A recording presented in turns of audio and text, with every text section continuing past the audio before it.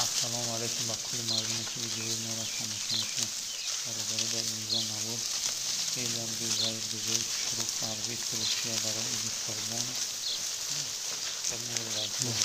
ولا بلم میکنه خاصه کنم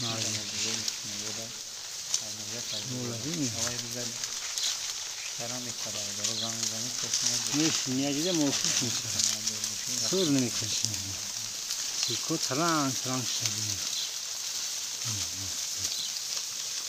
نمیدونم سیرکم نیمرا سیرکم هماشیم فادی دم فاد سیرکم فاد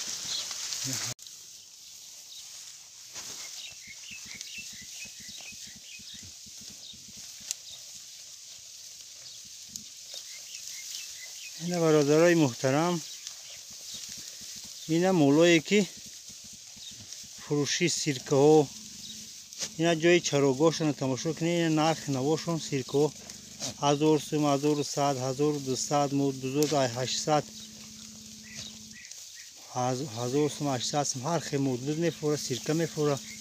اینا جای چراندنشون، اینا دره، اینا کدوی مرحمت مول میخره. اینا مولایی که فر به روغانی خیلی ایلوغ در یکم جای تاجیکستان نیست. جایی که ما میچرونم یک مولا چخی علفه تدری علف روز که این میروز چندی میونه 19 ماه 20 ماه این مولا بی علف پسر نمیکنه خیلی علفه فقط گل کفته گلی علف.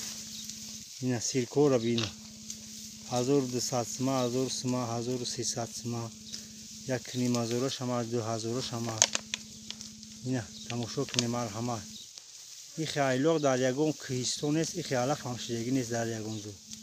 این خیلی جور فقط مولای ما میخرن. اینا کدام میده که معقوله. اینا ویدیو رو تماشا کنید. اینا توی قربان چند روزی با شما را مونده باشه.